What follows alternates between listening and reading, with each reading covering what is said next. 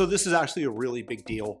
This is Antonio Gracias, who appeared with Elon Musk on stage to describe the fraud that he saw at Social Security, and also the fact that he claimed at that time that illegals had voted in the election. Now, this is him discussing it further with the guys at Allin and detailing it out in much more time. I really think this is important. I'm going to be reacting to it as we go. So, aquí estamos. Here we go. Suit looks great, by the way. Yeah. Oh, thank you. Thank you. When do you have to return it? The rental is due at the end of the week. Okay. What happened was I had actually volunteered to go to the VA because that's kind of, as you guys know, close to my heart. And Elon said to me, look, great, you can do that next, but will you go to SSA first and see what's going on there? Because it's the biggest entitlement program we have, and see what you find in fraud, waste, and abuse. And so, of course, I said, sure, I'll do that. And I ended up out in Woodland, Maryland, with the good people at the SSA, the Social Security Administration. And that's where I started. That's how all this started for me. And so do you, Antonio, go in there with a DOGE engineer as your kind of sidekick per se, or you just go there solo and you show up and what happens day one when you walk into the place? What do you do? So I brought with me two great professionals, John and Peyton from Valor. One of them an engineer, the other one I'd say a finance ninja. Both these guys are ninjas. And there was already a team there actually that was working with some great engineers. And one senior person, Scott Coulter, who's actually worked at Lone Pine, started his own fund, and had come here as a volunteer as well. So they were already doing some work, actually particularly on the enumeration part of the system. So that is the system that you have numbers, the whole cleaning of the database, the numbers. They had already started that project when I got there. And what is the mandate as given to you, as part of DOGE? Fraud, waste, and abuse. I mean, exactly what Bill Clinton talked about, what Barack Obama talked about, what all presidents, but maybe President Biden talked about, going back in time. It was go figure out how to save some money, man. This system's going bankrupt. It's going to be bankrupt in 2037. The country overall, as you guys know and talked about many times, is on its way toward bankruptcy. Want to do something, and go figure out how we can save money and go find the fraud. And that's what we did. So let's get to it. You spoke at a rally. I think it was on Sunday. And you pulled up a chart. Here's that chart. Maybe you could explain to the American people here what this chart shows. Yeah, so if I might just step back and say how I got it, because I think it's important. Sure. We map, the way we work, you guys know we're very operational Valor. I've worked with all you guys various times. Yeah. And what we do is we map the entire system from beginning to end. So we map the system from enumeration, so I get your number, all the way to the end, went to the offices and saw how the offices operate. And in that process, one of our engineers, Peyton, who I mentioned, he found the data. So we're looking at all the data, enumeration, how it works, what's going on, the typical stuff you'd look at. And he found this data called enumeration beyond entry, right? So it had this giant ramp to it. You can see their baseline was kind of 300,000-400,000 people, all the way up to 2.1 million people, and that just jumped out at us. And we're like, what's that? And so we dug into it, and that's how this started. And so what that's showing is Social Security numbers that were issued to non-American citizens or non-citizens. Am I correct that's the number we're looking at? So these are non-citizens getting security numbers. And for people who don't know, just like a little bit of background on the Social Security system, we do this. This is not abnormal for us to give Social Security numbers. This is part of the process that the government does. The Social Security number was created in 1936 for citizens to track their earnings. And in the 90s, we started giving them to non-citizens who were authorized to work in the U.S. so that we could collect taxes from them. And so if you're not a citizen and you're a green card holder, which some people in this program I think have been, you have to have a Social Security number in order to work, and you pay into Social Security and Medicare just like U.S. citizens. And then eventually, I think you would qualify for those over some period of time. You can also get a Social Security number if you're a legal immigrant into the United States on a visa. So, for example, when I first came to the United States 25 years ago on a TN visa, I was able to get my Social Security number because I had a valid visa to be in the United States. Okay. Yeah. So we have Social Security numbers being given to non-citizens. That is not controversial, but there's something controversial about this chart. Antonio, tell us what that is. So I think if you look at the chart, you'll see it starts at call it 300,000 or so. This is during the COVID period, yeah? Coming right out of it. So 21 is coming right out of COVID, right? So if you go back even a couple of years, 19, you'll see that it's about 400,000. Yeah, exactly 350 right there. So What happened was this program was designed for, so people you're talking about, people that got visas. This is at enumeration beyond entry. So this is after you're in. There are some people in here that have H-1Bs, green cards, et cetera. And the way we thought about this was that's the baseline number. That's the 300,000 to 400,000 a year you see. And that should be happening. That's Makes sense. There are programs for Afghans, example, the translators that came in after the war, right? The people we brought in, they would be in these kinds of programs. And so the baseline number, and by the program goes back, this particular program goes back all the way to 17, and it had a legitimate use, which was the kind of people we're talking about. People that we want to let in, like the CARE program, I'll make an example, which are the Afghans, they would be in this number. And so what jumped out at us wasn't that this is here because it has legitimate use. It's that it's the growth. Why did it grow this fast? And what happened? That's what we dug into. Have you figured that out yet? Is it because you'll notice like 5 times in 2024, what it would be normal, the number of Afghan translators that enter the country that are given Social Security numbers because they deserve it, H-1B, visa holders, etc. Of like a COVID overhang? The one criticism I did see of the chart that I wanted to bring up with you is, hey, people want to see the 10 years, 20 years before this. What would we see if we were to look backwards a little bit? And do you have some theories? And is the COVID overhang theory valid? Or is this just Biden opened the border, as we saw, especially like in maybe it was that third year of his term, the 2023 year, and this is the overhang of the 2023 surge? What are your theories? Well, the answer is no, categorically no, because the program really started, it started in 2017. So they probably worked on it before that, right? It takes a few years to put these things into place. They worked at it, my guess is, back during the Obama administration. It actually became active in 17. You see a few numbers in 18, and it starts to get a little bigger in 19 and 20, right? So that's how we get this baseline number of 19 and 20. That's where we're using that data here. So there isn't, I can't go back 20 years. It doesn't exist. And then when we dug into it, what we found was the vast majority of the growth was related to asylum programs and parolees, and people that came in on NTAs, this notice to appear, into the country, either at the border, at the airports, mostly at the border. And then we dug further into it. We found that this is about 5.4 million people total. There were about 1.2 million people that the status was marked as unknown, and about 1.2 million people that were marked as general parole. And they should have markings of, what the program is they're under. Because if you claim asylum, you're supposed to claim like a real fear. I'm going to be tortured by my country. Something bad's going to happen to me, so I can't go home. What we find here is that a legitimate program was, in the word I'll use, abused. The requirements were like super opened so that more people come through. And the example I'll give you, I have here actually the form. The form used to be, going back in time, a 4-page form that the officer had to fill out in the field. And the person that was claiming asylum had to actually prove that they had a really credible fear of being, murdered, tortured by their government. That's something bad would happen. That's what asylum's for. That is what asylum's for. It turned into a form, which I can't give you, but I'm going to show you here. If you zoom in on it, it has 4 questions. That's it. And the 4 questions are super leading. I'll just read the one of the important ones here, right? So, do you have any reason for concern about being returned to your home country or being removed from the United States? I mean, could that be more leading? Right. What they did is they opened. No, it couldn't be more leading. They are intentionally flooding the zones with asylees. By the way, asylum, you're supposed to be able to flee to your nearest neighboring country, not to the United States. I'm sure that many of you know that, but it bears repeating. They just opened the aperture on these programs dramatically. So they allowed people that were illegals at the border to come in legally. And as we've dug further into it, we found this took us. So you guys know me, man. I'm a very methodical, lean business process mapper. And we went all the way to the border, literally to Brownsville and Laredo, to ask what happened. We couldn't find the data on what these unknown categories were. And it turns out that when the folks at the border, who were great, by the way, they really tried hard, and they suffered a lot in this. This is a human tragedy I haven't talked about. They were giving people at times notices to appear.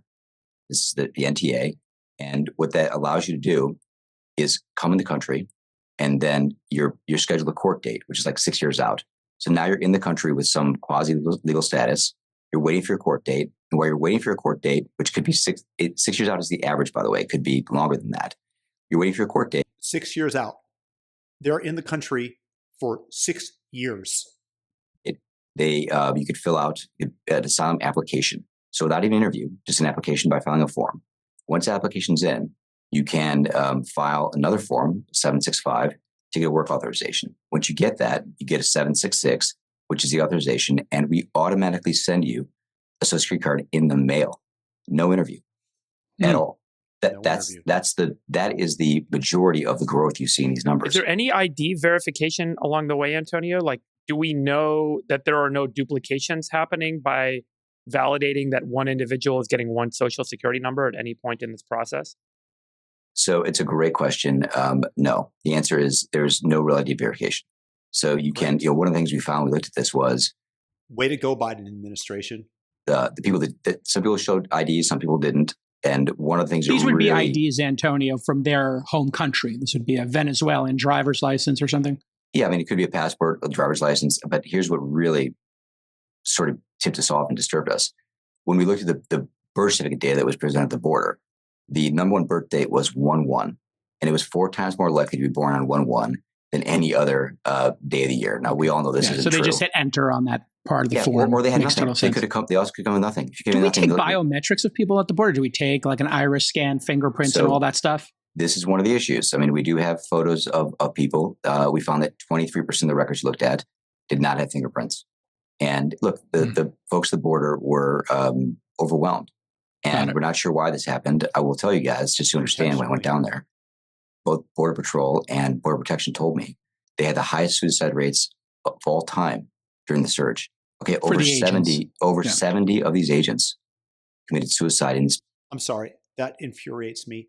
Do take a look at the Biden administration when they held border guards in contempt and said that they were going to prosecute them because a photographer had taken a photo of them waving the reins of the horse around, and they claimed that they were whipping migrants. A completely falsified story. But of course, the press comes down on them and their families have to read about it and they have to answer questions to the family. Completely contemptible actions by the Biden administration. And now we find out that 70 of them, after this massive deluge, when they don't feel like they're doing the job, they committed suicide. This is directly on the leftists in the Biden administration. It is a direct result of their actions that created the environment where this could take place. Period. It's truly tragic because they knew what was going on. Given the fact that all this has happened, is the Trump administration going to try to claim the Social Security numbers back, invalidate them? What will be the proper action, or is it too late, or they're already sort of in the system and now you can't do anything about it? So, Ben, it's a great question, right? And the first question was, what are they doing? I mean, like, where are these people? Where are they? How are they? And we've gone through a whole process of mapping this. So we mapped it through to the benefit programs. We found in the benefit programs that every benefit program we looked at was being accessed by these people. 1.3 million of them are on Medicaid right now, today. And by the way, it's just ramping. So in other words, getting free healthcare from the U.S. taxpayer. That's where your dollars are going, to people that should not be in the country, that were intentionally brought in by the Biden administration, and we are paying for their healthcare. Starting, just to give you a point. And then out of curiosity, I woke up at night like 2 a.m. I couldn't sleep. My mind was running on this. I sent the engineers a note saying, hey guys, let's just look at the public voter rolls, see what we find in some friendly states. And we looked at the voter rolls and we found that thousands of them were registered to vote in a handful of states.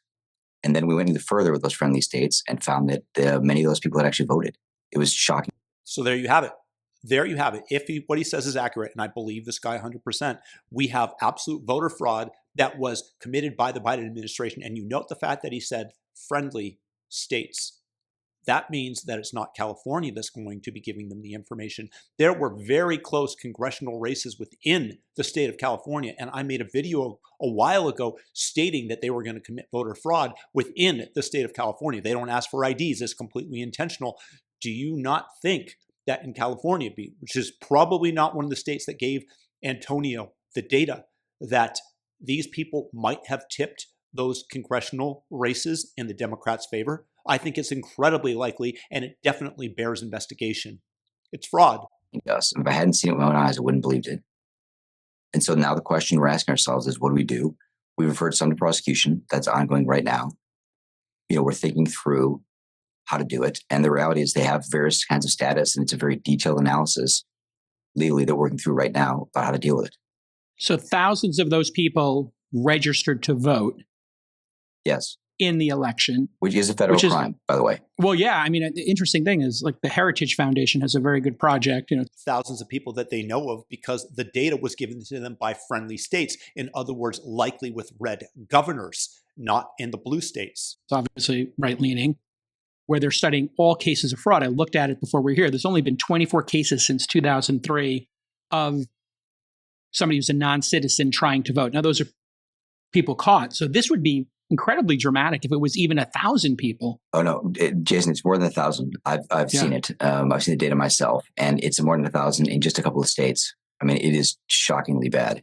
And this is the tip of the iceberg, guys. It's the tip of the iceberg. This doesn't include the 7.8 million people that ICE has that have come in illegally and know are here, and all the people that came illegally we don't know are here. I mean, this is not a political issue. I want to be really clear about this. Yeah, Antonio, this is about America. Let's just take one step back because I just want you to repeat this. So, because I think it's important and we may have just run over it a little too quickly. When you get a social security number, what you're saying is there's all of these important downstream consequences. One of the downstream consequences is you could show up, register to vote, and that's an illegitimate action that's breaking federal law. That's one. But the second would start to absorb resources that could have otherwise gone to an American. I guess that's like a fundamental part of this. Yeah, and so absolutely. How do you quantify that? Can you just maybe explain it a little bit more about all of the different ways in which you think now, the United States ends up leaking services to these folks? And also they could be contributing too, right? They could be paying taxes into the system. So I guess there's both of those possibilities and both of those have fingerprints to them. So yeah, good question. This is it's massively complex. You can see the map I have on the whiteboard in our office. It's huge. And we're figuring it out right now. But let me just tell you this. On every benefit program we looked at, and this is just a handful of states, we found people on all the benefit programs. And we found them on unemployment. We found them on Medicaid. So, Jason, to your point, people on Medicaid and unemployment, they're not contributing. Leeches of the system, taking your money and putting it into their pockets without doing anything. Hey, it's the socialist dream, you parasites. They're taking out, they're mooching, right? Sure. There are criminals. I mean, look, we sent this data list to the National Targeting Center. I don't want to get too far into the data, but I can tell you they found hard hits in the Targeting Center of very bad people, criminals and people on the terrorist watch list that are in. Right. So they let in terrorists, people on the terrorist watch list, let's be specific, that are mooching and leeching off our system and probably using some of that money to develop the weapons necessary to destroy infrastructure in the United States. Fantastic, Joe Biden. You should be all furious with the Democrat politicians that are so malevolent that they would intentionally create this for their own gain. Screwed. And so, yeah, I mean, it's a problem. We got to figure out how to deal with it. And of course, there are people that are also, have jobs and paying in the system. That's also true. All these things are true. And we're trying to sort through the data and figure out how to actually deal with it now. Antonio, one of the things about the data that you triggered, which, because the data is so important, frankly, is a lot of people started to try to find a way to nitpick and say, Antonio, you're cherry picking, or Antonio, this is not really representative. And you had some pretty big names, right? People that have credibility, Jim Chanos probably being one of the more prolific people, a very well-known hedge fund manager. But I think you tried to articulate why their objections didn't make any sense. I think it's important to maybe give you a few moments here to identify what they said and maybe debunk it. So the chart that they're using, and you can see this, I posted something on X about this. It was apples to oranges. You can see it here. They took a chart that included all enumerations, not the EBE program, the enumeration beyond entry program, all enumerations, and compared to our chart. So they put So just to be clear, this would have included somebody like me coming in on a TN visa or somebody on an EB1 visa. Yeah, I mean, so those people would be in our data too, but just enumerated beyond entry. The data on the left, up to 2020, with the big bars, that includes people in the offices. That includes people who got social security numbers because they went to a consulate and, like you probably did, applied ahead of time before they came in. Those kinds of people. So we need a stacked bar chart. So there's some fun with numbers going on. Can you flip back again? So your number for 24 was how much? 2.1 million. Right? Yep. And what they did is they took our data. So this was, look, I don't want to impute negative motives. They just maybe were confused. They took our data and they added the total data, right? This is just subsection. This is EB. And I'm just going to use the acronyms. Okay, guys. This is EB only, enumeration beyond entry, which is a program, as I said, started in 2017. And then it kind of ramped up into 19.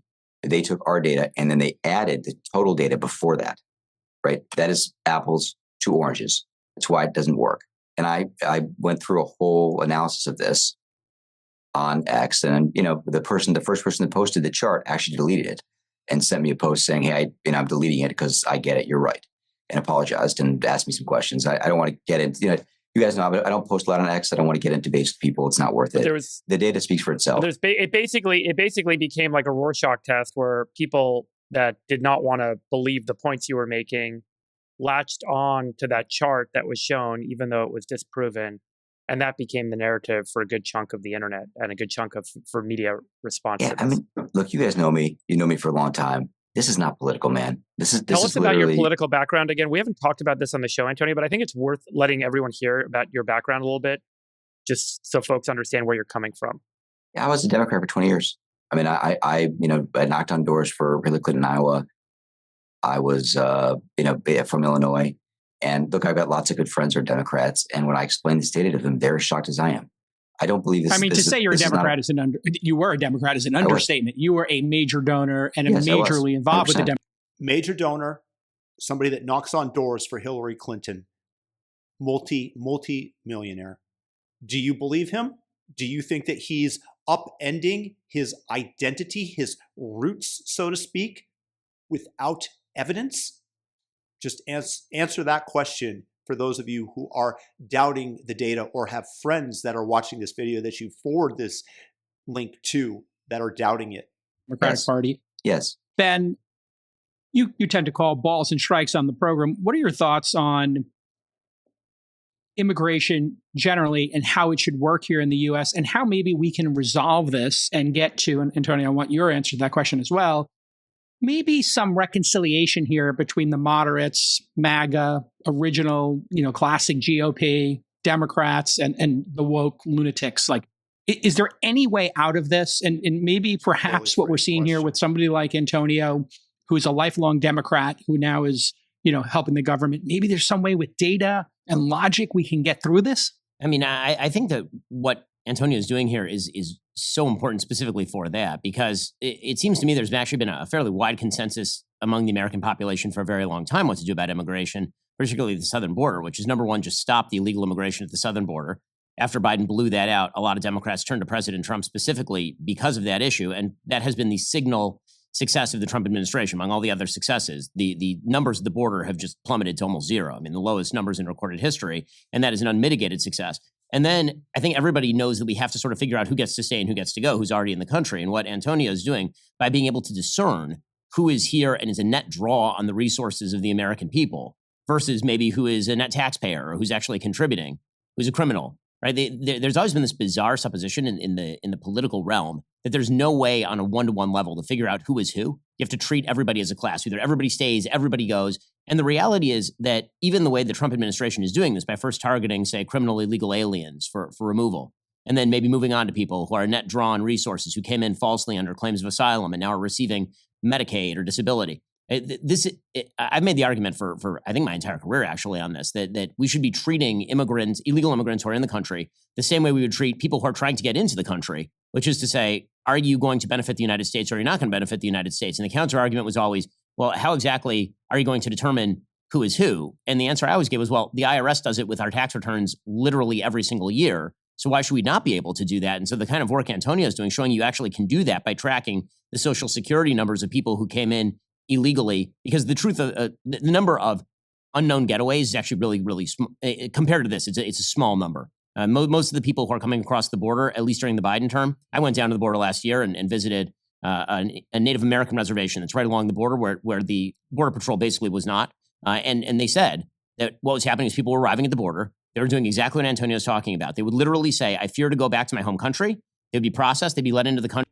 All the NGOs instructed them exactly what to say. These NGOs are undoubtedly getting revenue for themselves from our tax dollars that we pay in. With a future date to come back. And that was all happening within 72 hours. So being able to track those people and find out who should be in, who shouldn't be, that's huge. And I think that's the consensus. So are you in the camp? We should deport everybody, this sort of Stephen Miller deport 20 million people, Ben? Or are you in the, hey, let's get rid of the criminals and, that will get us to where we need to be? Well, I don't think it's just the criminals. I mean, I think you also need to go after the folks who are here to take advantage of the welfare benefits, for example, who are just a draw on the system. But I don't think that the number is 20 million. I don't think President Trump actually thinks the number is 20 million. I don't think anybody realistically thinks the number is 20 million. Got it. Okay. But they said it over and over again. All 20 million are going, and it's right. But they say a lot of things. Marketing. It's a political campaign, and people say that sort of stuff all the time. Antonio, let's talk maybe about reconciliation here. You spent your life as a Democrat, and now you've spent, 6 months as a Republican here and helping this administration. How do we get the country to sort of get back together here and maybe reconcile on this issue? Because it seems like an unnecessary, to Ben's point, I think the number is 80% of people believe the border should be just shut, period, full stop, and everything should be legal. And I don't know the other 20 if they're just don't know how to take a survey. I've never met anybody who said there should be an open border at the southern border. So what are your thoughts on, given your inside knowledge, and I would describe you as a Clinton Democrat, fiscally conservative, socially liberal, correct me if I'm wrong there. What are your thoughts on reconciliation here? Because you really do care about that. Your parents, both immigrants, my besties here, 3 of the 4 people who host this program, immigrants. This is an immigrant country built by immigrants, for immigrants, has always been. So how do we reconcile this issue and put it behind us? And Jason, I have asked myself this question, and I think we got to follow the truth. And that's the point, follow the truth. And the truth is in the data. And as Ben said, the numbers don't lie. Right. And so people are productive. We got to find a way to allow them to be productive and stay. People that are taking. I'm generally with that, by the way. If you've been productive for the last 10 years and you've been here illegally and you've been contributing, then I definitely don't want to send you back to your country because you're a net asset for the country. If you've come here in the last couple of years and you're a drain on the system, I want you bye-bye. The system should not be allowed to stay.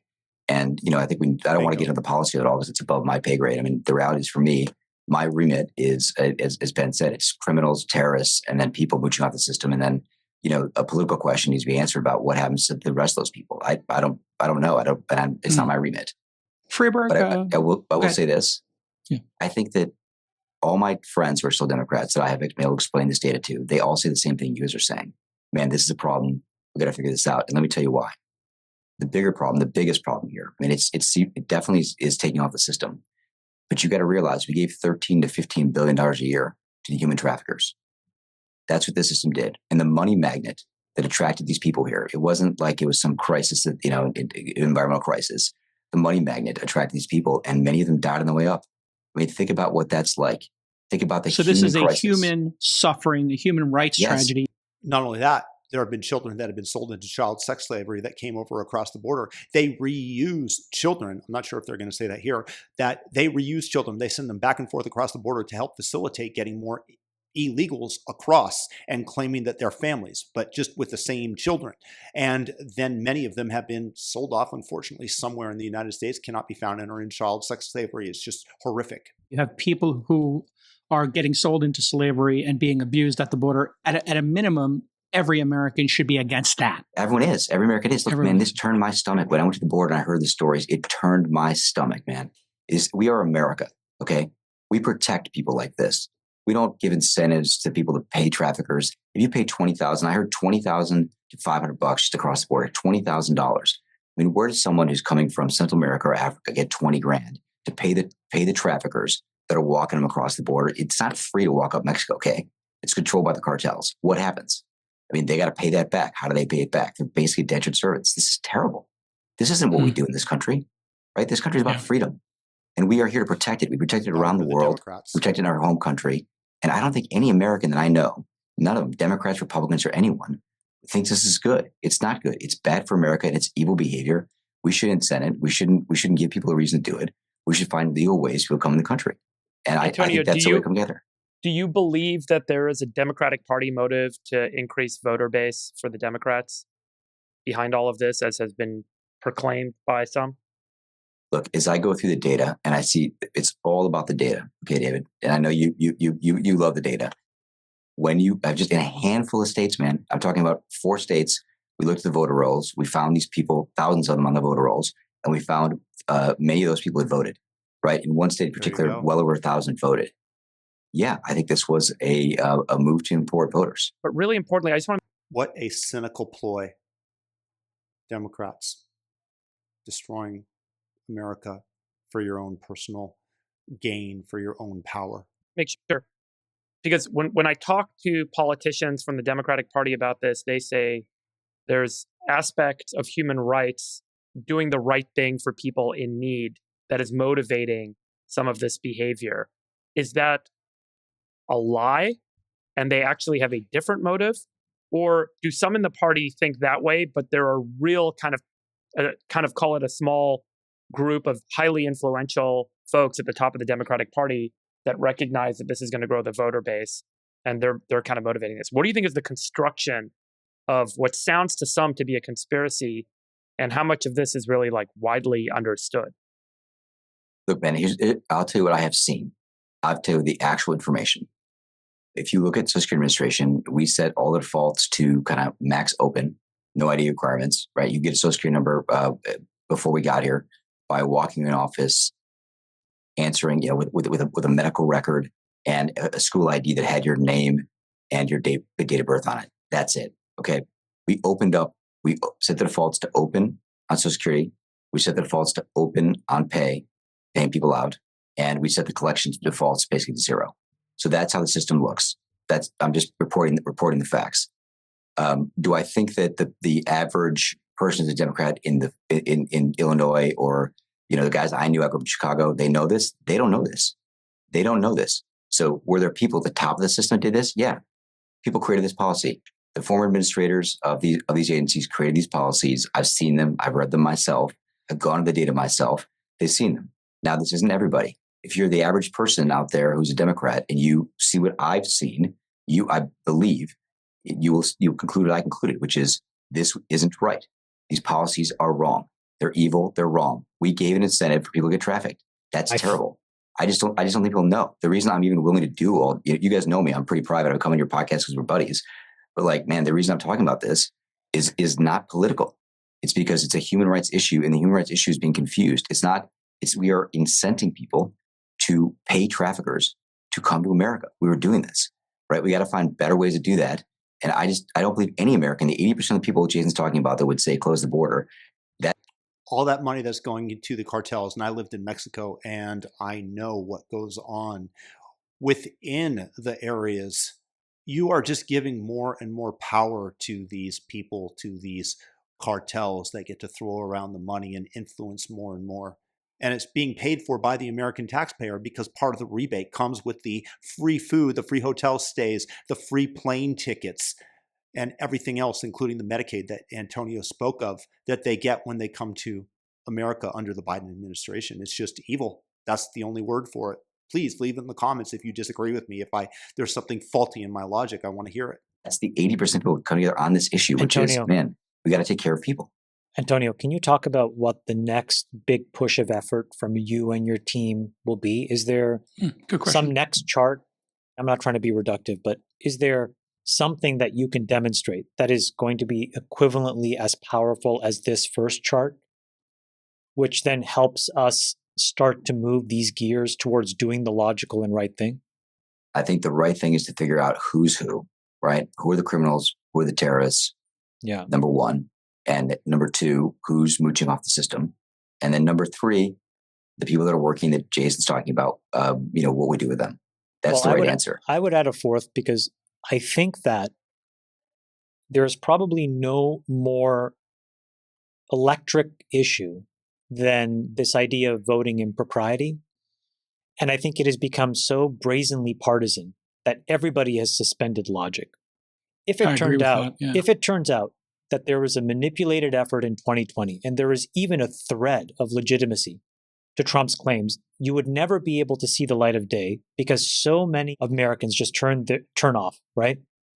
And that's true. because of the rhetoric that they've been fed. This is a really important thing that I would just offer to you is that if it is true that these people illegally voted, I think it's a thunderclap. And I think it opens wide the aperture on voting illegality and voting reform. And I think that irrespective of who you are, you should want to make sure that people who are not allowed to vote are not voting, just to put it simply. Yeah, wow. What an incredible concept. It's amazing. I can't get on an airplane in America without ID, but I can go vote in some states without ID. I think that's crazy. California. I think it's totally crazy. That is crazy. And we're down to like, Ben, you know the number. It's 15 states now are the ones that don't have voter ID. So this is becoming like a very obvious issue and a loophole for us to close. I think the best next thing for you to do is actually publish this list of people who voted, get it to the Heritage Foundation and put Sunlight on it. The truth shall make you free, and sunlight is the best disinfectant, because I think the whole issue is absurd. Because if you look at the votes in the swing states, it would take 100,000, it would take tens of thousands, and it's illegal. I've spoken. You're talking about, first of all, the entire swing state. You're not talking about individual congressional districts. To the person at the Heritage Foundation who does this, they found like 2,400 cases over 40 or 50 years. Again, the shitlib is dismissing the findings and trying to downplay what Antonio is telling the group. This is why I don't like Jason Calacanis. He cannot get away from his New York Times roots that are just stuck in him. The number of people voting illegally is minuscule. In order to swing even but one state, you would need a coordinated effort. Can I say something? Hold on, let me finish. You would need a coordinated effort. I'm just giving you data, Chamath. No, I am not partisan. There are tens of thousands of votes that would need to be manipulated in each of these markets. It's impossible. There's the key word. Here's what I would ask you to consider. Sure. Your results are only as good as your prompts. Your results are only as good as your prompts. Say it in plain English. What do you mean? I suspect that if you put 3 or 4 of the smartest data scientists in the world, they would get to a very different answer than the answer that has been arrived to. I don't know whether that'll validate or invalidate the claim, but the quality of the people that are able to interrogate this data is directly correlated to the output that is created. Well, listen, we all want the data clean. Ben, maybe I'll let you kind of answer the question from your perspective. Do you think there is any chance that a swing state could be swung by, this strategy? And in addition to that, Jason, Florida in the 2000 election with Al Gore and George W. Bush was decided by a couple hundred votes. Trump is a populist.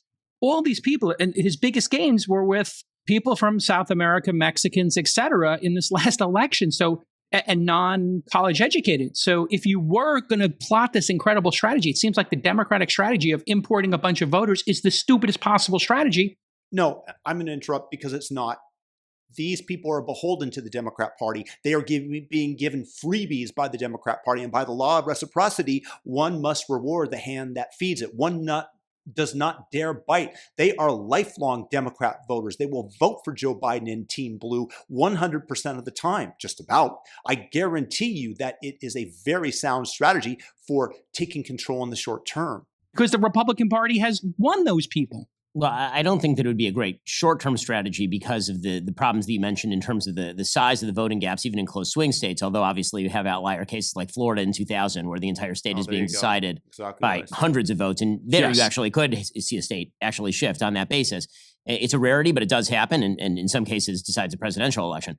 When you're talking, however, about the long-term play, I think the question that needs to be asked is, if you are importing a bunch of people who are more dependent than average on the American government, for example, or who are not interested in assimilating to free market values, for example, or free speech values, or who come in, and then many of these people are going to get married, many of these people are going to have kids, they're going to marry American citizens, they're going to have children who are American, and then they stay. Now you're talking about actually generating a change in the voting population. And that isn't a right-wing point. That's a point that was made by Roy Teixeira all the way back in 2004 when he was a Democrat. And he was making the case, essentially, that there was a demographic wave that was going to shift the electorate in the United States in the direction of Democrats permanently. Now, the point that you're making is that even as a long-term strategy, that might be a bad play because it may be that these populations shift over time. That doesn't mean that that's not the intent in the moment. Meaning, right, the maybe they're wrong. They maybe could have gotten it wrong. Right, they could exactly. have made a very bad strategic decision. Antonio, I think we have to drop you off here. Any closing comments you want to make? And I just want to thank you. I know you've got other things you could be doing in your life, but just on behalf of the American people who I speak for here on the program, we want to thank you, all Americans, for your service to this country. And I know that you are balls and strikes, and you're going to let the data speak. So I just want to thank you. Thank you, Jason. I would close this on this conversation, which is go look at California. Look at California. Okay. Richard Nixon, Ronald Reagan came to California. Ronald Reagan signed amnesty. And, some 40 years later, it is now a solidly blue state. And I think some of us on this program, I know you, Jason, are a refugee from California because of that, because of some of those policies. And I want you to be careful about this because it is actually the tip of the iceberg, man. We have a very small sample of data in a couple of states. It's the tip of the iceberg. And so I don't know what the unintended consequences will be long term, but I can tell you it's already happened in America where an amnesty program actually turned a very large state, from one party to another. And I want to leave you guys with this thought. This is not political. I'm not doing it. There's no political motivation in my mind. This is about America. It's about securing the American democracy. And we will shine light onto the data when we can. We prefer these people to prosecution, and we're going to keep looking. We'll keep going, and the data will lead us, and the truth will lead us, and it'll eventually come out in the sunlight. You're right. But we're going to follow the truth. That's our primary motive. That is our operating parameter and what we're going to do. Right on. All right. Thank Love you, you, Antonio. Gracias, and continued Thanks, success. Antonio. And Good to love see to you, talk to you in Antonio. 30, 60 days when you have your next findings. Thanks, guys. Thank And you. you're a refugee from California too, aren't you? Yes. Yeah, we took off in 2020 during COVID. We took off. My company took off. We all got the hell out. I was born in California, so I spent 36 years there before I moved. And yeah, they certainly did a good job of wrecking that state. I mean, I did the same thing. You went to, I don't know if I'm in Florida. about where you went. Oh, you're in Florida. I'm in Florida. Yeah, my company's in Tennessee. I'm in Florida. Yeah, got it. Yeah, I mean, it's just, you can't raise kids in California and you just think about the crime and taxes and what you're getting for your dollar. It doesn't make any sense. I mean, I don't. And by the way, I also grew up in California and I left for similar reasons. It wasn't a safe place to raise children. But back to the primary point is the idea that illegals voted in this election. They said that it doesn't happen. The left will always gaslight you about what reality is and accuse you of exactly what they are doing. What needs to happen is that people that were in charge of these policies must be arrested and made an example of and be sent to jail. And we must uncover all of the voter fraud and demonstrate it to the public. So when they say that there's no voter fraud, BS, because we are seeing it firsthand in person today. And I thank Antonio Gracias for the excellent work that he did. And you'll note the fact that this is a Democrat, a lifelong Democrat, a major donor, and somebody who knocked on doors for Hillary Clinton. So please leave your old party behind. Leave your old identity. Shed it, because that has been usurped by evil forces that are trying to turn the United States into a socialist state. Evil, evil people. And I think that this video is incredibly important for what Antonio discovers and for the poor agents at the border that committed suicide. My heart goes out to your families and to you wherever you are. And I understand it. These were absolutely despicable, evil people. And we almost got stupid-ass Kamala Harris into office. So guys, please thumb up the video, subscribe if you haven't, and leave me your thoughts in the comments. I want to know what you guys think about this. Peace out.